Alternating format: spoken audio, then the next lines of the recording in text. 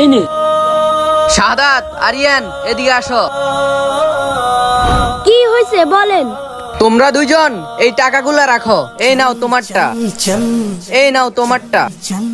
তোমরা দুইজন দোকানে গিয়ে আমার জন্য কিছু খাবার নিয়ে আসো। আচ্ছা ঠিক আছে। ভাই আমাকে একটা বড় প্যাকেটের বিস্কুট দেন। এই নাও।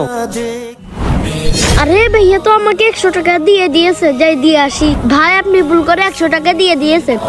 আরে তাই তো, তোমার সততা দেখে আমি অনেক খুশি হয়েছি। এই নাও, এই 100 টাকা তুমিই রেখে দাও। আমাকে একটা বড় প্যাকেটের বিস্কুট দেন তো। এই নাও। আরে 100 টাকা দিয়ে দিয়েছে, ভালো হয়েছে, লাভে লাভ। বাবা আমি তোমার জন্য বিস্কুট নিয়ে এসেছি। বাবা আমিও তোমার জন্য বিস্কুট নিয়ে এসেছি।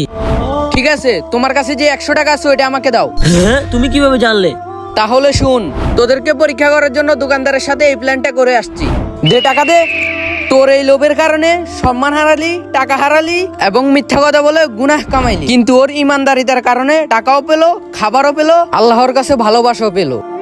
ভিডিওটি ভালো লাগলে আল্লাহর নামটা কমেন্টে লিখে যাবেন।